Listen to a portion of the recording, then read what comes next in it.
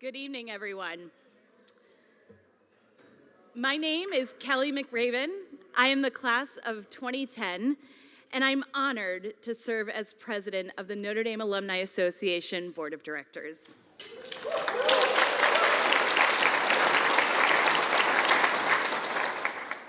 It is my absolute privilege to introduce the recipient of this year's Reverend William Corby C.S.C. Award, the Honorable John P. Dever, class of 1991.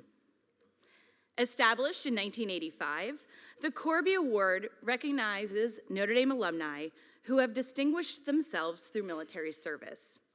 In the enduring spirit of Father Corby, the beloved Civil War chaplain who reminded the Irish Brigade that courage and faith walk hand in hand. So I personally never had the honor of serving in the military, but I married into a family with a rich tradition. They have served this country for 5 generations, and I've learned a thing or two from them over that time I've been with them. I've seen up close what service really means. The sacrifices, the values, and the steadfast commitment to something greater than oneself. Those qualities are at the heart of tonight's celebration, and they are embodied so powerfully by Jack Dever. Now, Jack began his career as a Korean linguist in the U.S. Army and went on to serve as Judge Advocate General Officer, deploying multiple times to Bosnia, Afghanistan, and Iraq, where he was wounded in combat and received both the Bronze Star and the Purple Heart. Jack is, in fact, the only Army JAG officer known to have been wounded 3 times in combat, a testament to his extraordinary courage and devotion. But what's most striking about Jack isn't just his bravery, it's the generosity of his spirit. His brother James and I exchanged a few emails before and a few stories. And he told me a story about before Jack deployed to Iraq, he actually sold his beloved convertible car to an enlisted soldier who needed but couldn't afford transportation. And he sold that car, his beloved convertible, for just $1. I think that single act says so much about the kind of leader who he is. One who serves with heart, one who serves with humility, and a deep respect for the people beside him. That same conviction guided his work in Iraq, where he drafted a counter-resistance and interrogation policy that upheld human rights and the rule of law, a lasting contribution that reflects the very best of the Notre Dame's moral compass. Now, after leaving active duty, Jack continued to serve as the Assistant General Counsel at the FBI and as Assistant U.S. Attorney in Chicago. Today, he serves our great nation as the General Counsel for the Office of the Director of National Intelligence. He is the Chief Legal Advisor for all 18 U.S. intelligence agencies and the highest-ranking national security lawyer in the country. Now, tonight, Jack is surrounded by many, many family and friends.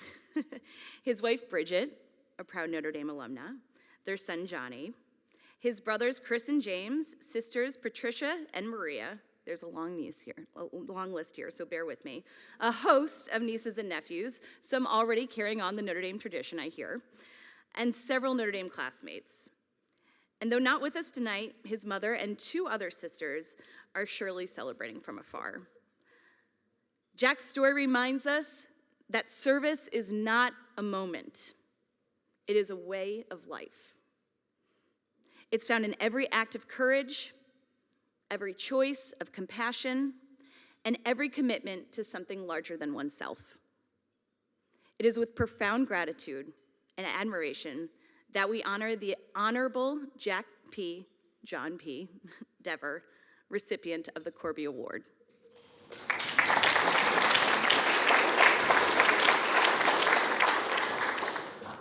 Thank you very much. Before I get started, I just want to congratulate you, Thomas, and your wife, Mary Beth. Your story, not only what you've done for the country, but everything you've endured is nothing short of inspirational. So if we may, just another round of applause for Thomas.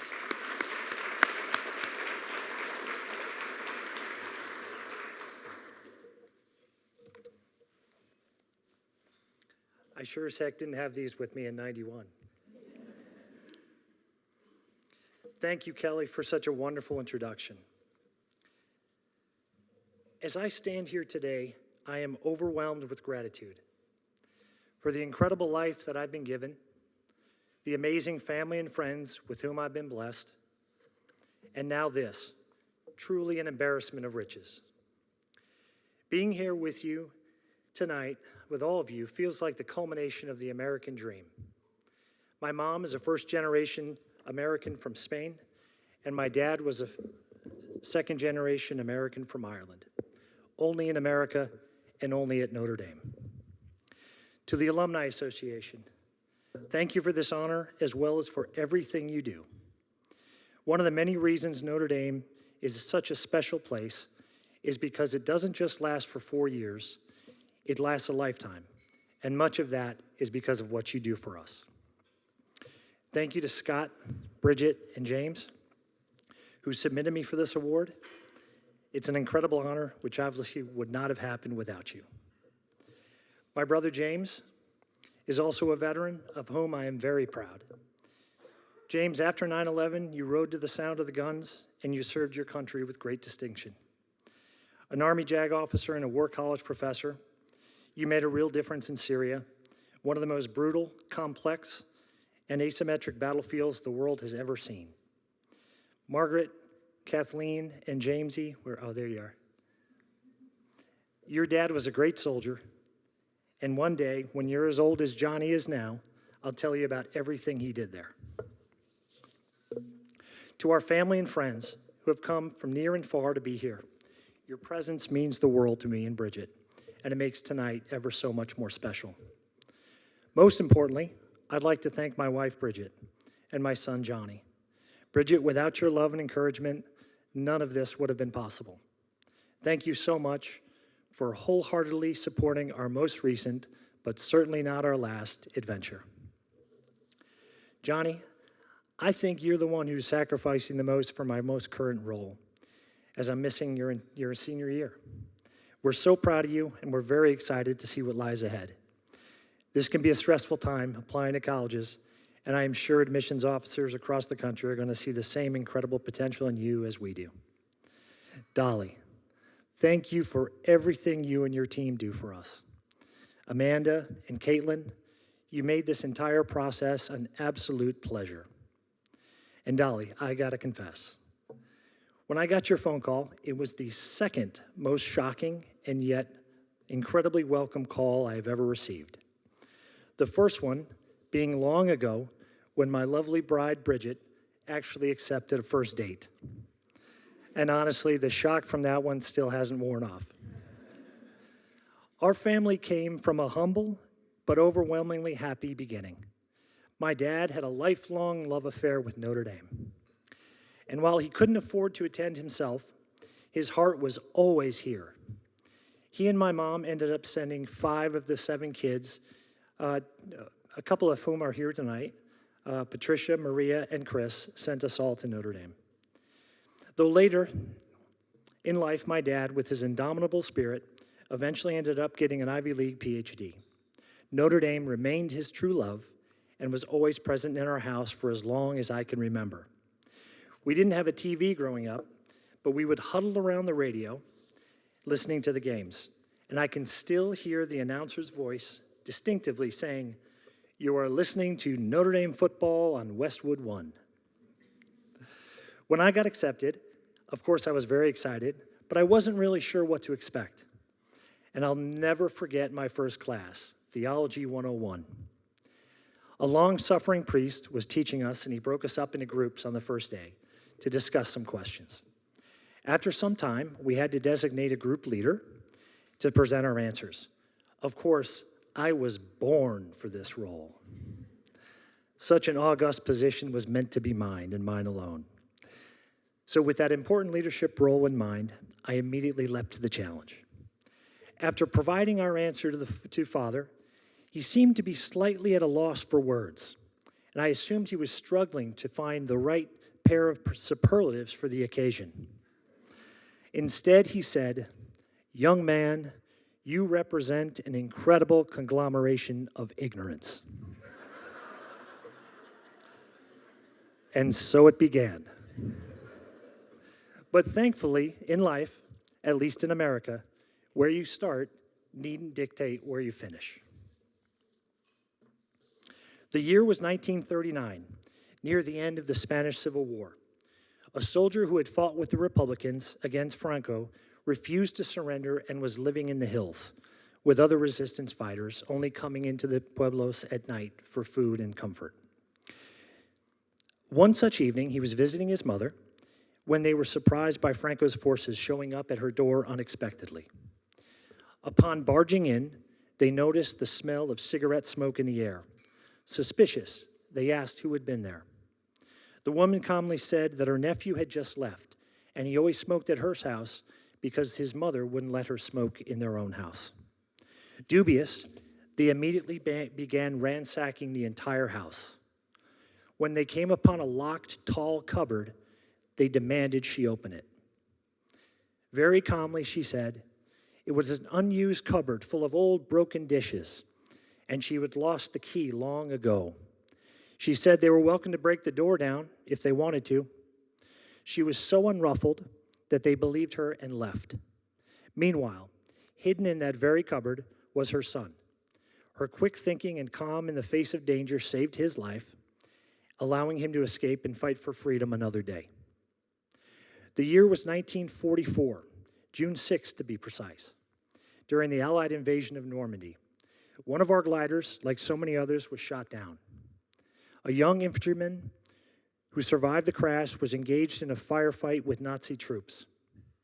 2 potato masher grenades came flying over the broken and burning fuselage. The explosions riddled him with shrapnel, blew off his dog tags, and knocked him unconscious. Miraculously, he survived, but remained in a coma for the better part of a year in a British hospital. His family back home assumed he'd been killed in action, and after some time, held a memorial service to say goodbye. A year later, by the grace of God, one day he suddenly woke up in the hospital and said, "My name is Albert Watson, and I live on Schubert Street in Chicago, Illinois." The lady in Spain was my great aunt, and the infantryman at D-Day was my great uncle. Hearing those stories growing up as a young man made me thirst for adventure. It was in my blood.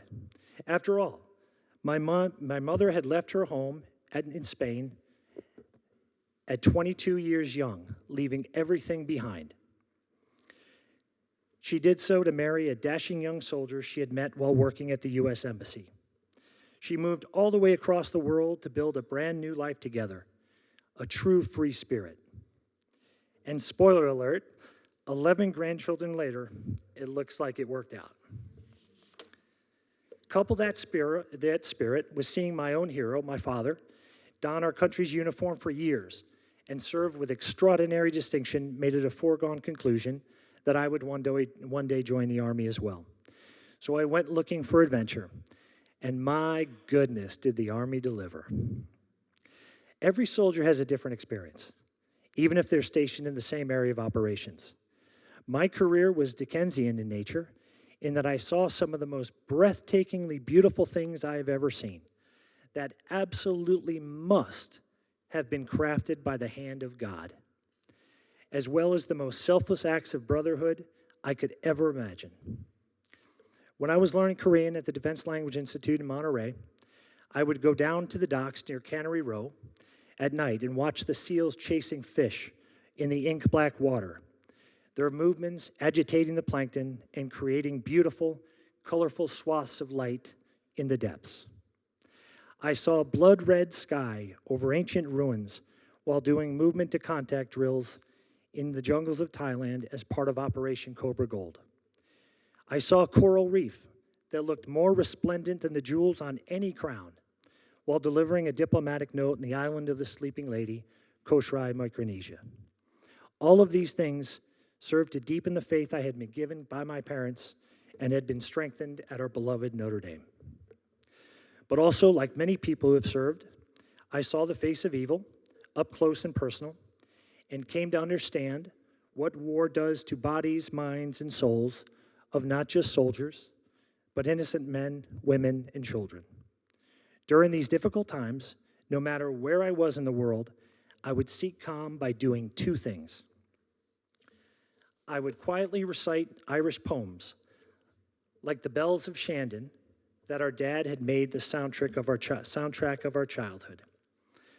With deep affection and recollection, I often think of those Shandon bells, whose sound so wildwood in days of childhood fling round my cradle their magic spells. On this I ponder, where'er I wander, and this grow fonder, sweet cork of thee, with thy bells of Shandon that sound so grand on the pleasant waters of the River Lee.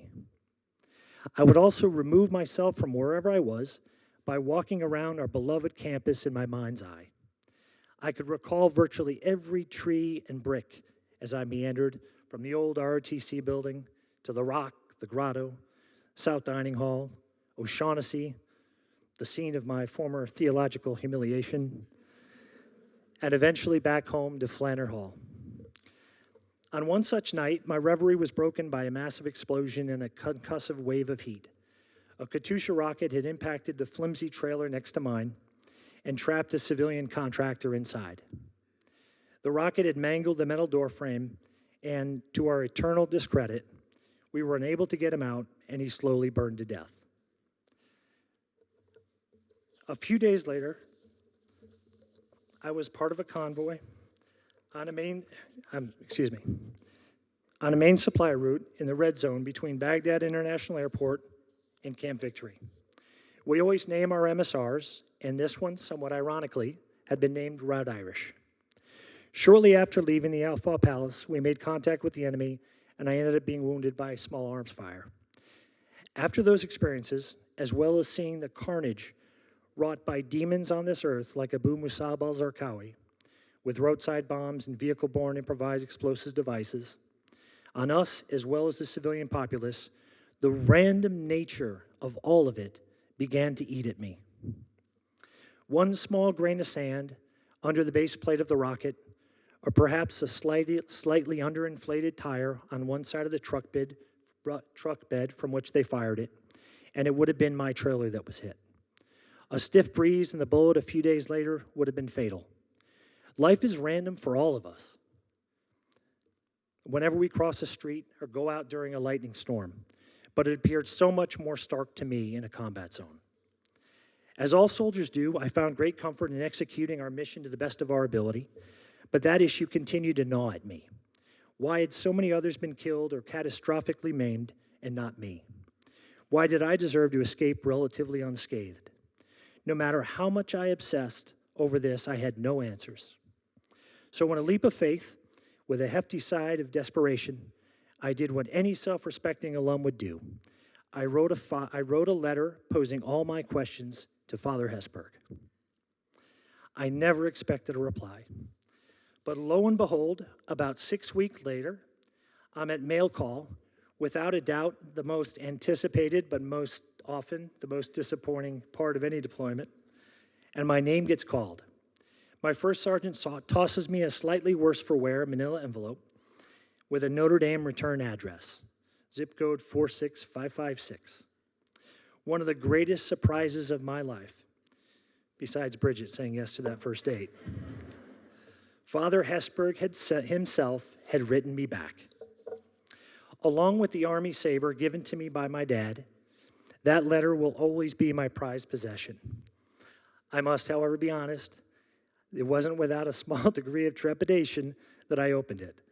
After all, given my GPA, he might have been revoking my degree entirely and telling me to say 2 Our Fathers, 3 Hail Marys, and an act of contrition. Luckily for me, instead, he wrote, "Dear John, thank you for that wonderfully thoughtful letter. I know you are a great officer, and you're bringing the best of Notre Dame's tradition to that task. War is a messy business at best, and is simply incomprehensible that some people survive and some don't. All of you Notre Damers are, of course, in my prayers daily for survival. I thank God that from this experience you will be a better person and even a better Christian. Putting your life on the line is not just a phrase for those of you who are carrying out life and death operations on the battlefront. Be sure of a daily prayer from here for all success in what you're doing and also for God's good protection in these difficult times. I'm sure you have a strong guardian angel. Ever devotedly in Notre Dame, Father Theodore Hesburgh. It is simply incomprehensible that some people survive and some don't. Simply incomprehensible that some people survive and some don't. If even Father Hesburgh didn't have an answer to that question, then why should I continue to struggle with it? I followed his guidance, and as my dad would say, I gave it up to God. I went on to find that even in the darkest corners of the planet, Our Lady's light is shining brightly if you look hard enough. One of the most desolate places I've ever served was a year in the Combined Joint Task Force Horn of Africa. For the first part of the deployment, we were living on a Navy ship in the Gulf of Aden, and we would helicopter ashore to conduct counterterrorism missions. Eventually, we took over an old French Foreign Legion post, Camp Lemonnier in Djibouti. I understand that Camp Lemonnier is fairly well developed now, but back then it was very rustic, nothing but tents and dirt. In the best of cases, by design, an American forward operating base is not a welcoming place for visitors.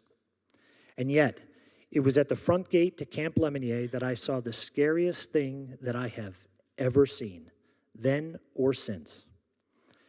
A 110-pound Catholic nun stomping straight up to the gate and in a thick brogue demanding to speak to someone in charge. For my siblings, I immediately had flashbacks to Sister Marcita at St. Peter's Elementary.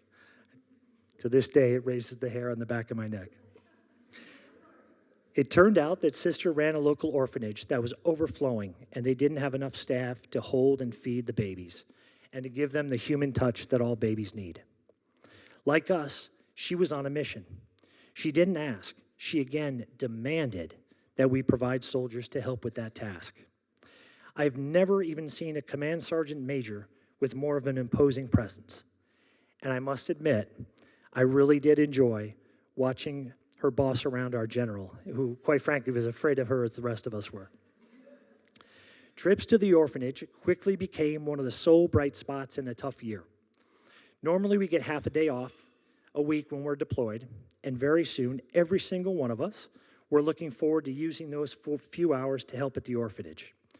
The older soldiers, and looking back now, they were probably 35 or 40. They seemed ancient to me at the time. Those individuals who had kids at home showed the younger troops how to hold the babies and feed them while properly supporting their little necks and heads. And it was undoubtedly good for the babies. But looking back, it was probably even better for us. And in retrospect, I think the sister realized that and patiently allowed us to eventually overwhelm her with help and protection. I often wonder what happened to those children and whether they found peaceful lives. And it was just one of the many stark reminders throughout my career as to how lucky, simply by dint of accident of birth, I was to have been born here in America. Every time we come back to Notre Dame, it feels special. I'm transported to being 18 years old again, full of hope and optimism for the future. The feel is reminiscent of a Christmas morning at home. There's an undeniable magic to this place, and it is truly transformative. How else can you explain what happened to my roommates? For example, Bill Lerman. Where's Bill? Ah, there he is. There he is. In the wrong seat, actually, but that's quite all right. That's quite all right. For example, Bill Lerman, who used to deal with spills on our carpet, not by cleaning them up, but by taping over them with duct tape. Sanitary? Not at all. Efficient? Absolutely. Through the miracle of Notre Dame, Bill now owns and runs a large steel company, likely one of the most efficient ones in the country.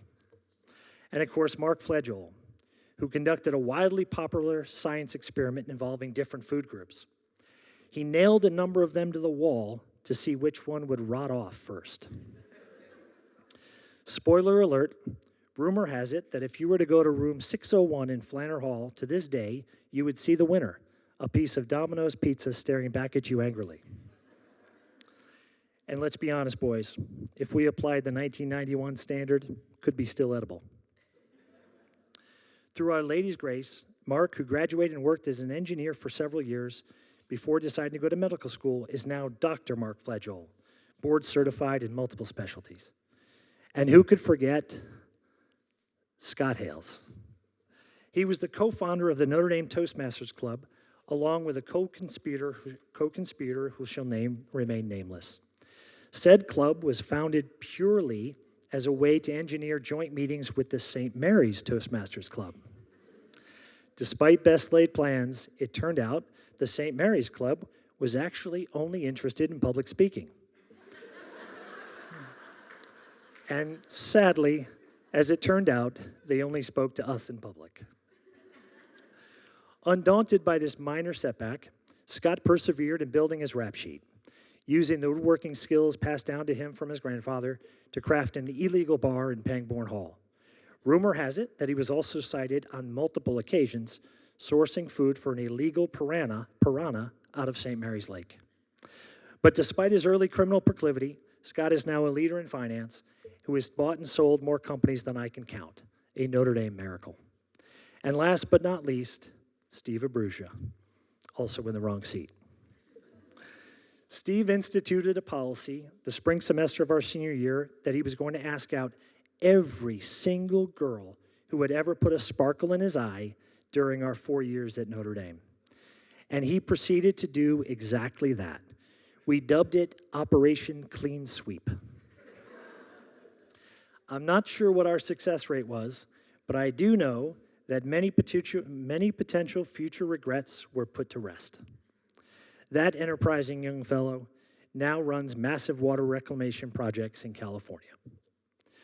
Bridget and I tend to go get a coffee on Sunday nights and go for a drive. We have settled into a nice 3-phase approach.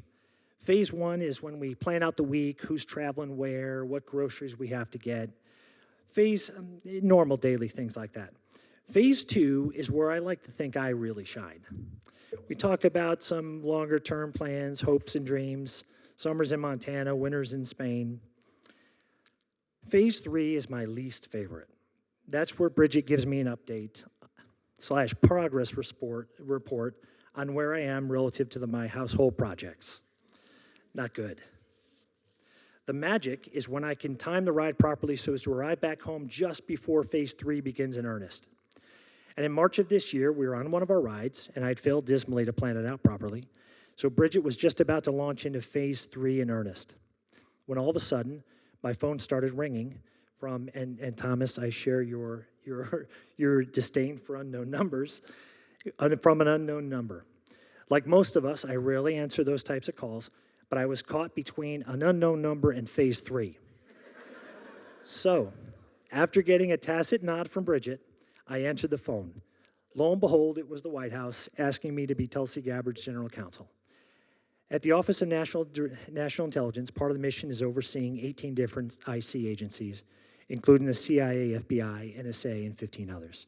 I was giddy with the prospect of serving our country again. And after discussing it with Bridget and Johnny, I leapt at the opportunity. And I knew what I was getting into. Long ago, I had learned the repercussions of flawed intelligence, how it can be misused to let slip the dogs of war and change the course of history on a global scale, how it can mean wasting our most precious national resource, our young service members, and how, closer to home, it means that my friend Tom Casey will never see his family again. The array of tools and power wielded by the intelligence community is truly awesome, and that's what makes it so important that the IC wields that power in a lawful way, in accordance with one of the most miraculous documents that has ever been written by man, second only to the Bible, the Constitution of the United States. In order to earn and keep the trust of the American people, especially since the nature of our work mandates that it take place in the shadows, that vigilance is ever more critical. And yet again, the value of a Notre Dame education comes to the fore. At Notre Dame, we are not only taught how to do something, but also to take a minute and consider whether we should. That moment of clear-eyed reflection, guided by ethics and morals, even under tremendous pressure, is critically important, especially given that we cannot fail in our mission to keep America safe. In closing, as a young boy, my dad went to St. Michael's Catholic Grammar School in Chicago. Every morning they would recite the prayer to St. Michael. My dad would often recite it when we were little, and so it was second nature to say it every time we lift the wire while on a deployment. And it remains the perfect prayer as we all answer the same question: what would you fight for? St. Michael the Archangel, defend us in battle. Be our defense against the wickedness and snares of the devil. May God rebuke him, we humbly pray. And do you, O Prince of the heavenly host, by the power of God, thrust into hell Satan and the other evil spirits who prowl about the world seeking the ruination of souls. Thank you from the bottom of my heart. This is the honor of a lifetime. God bless America, and go Irish.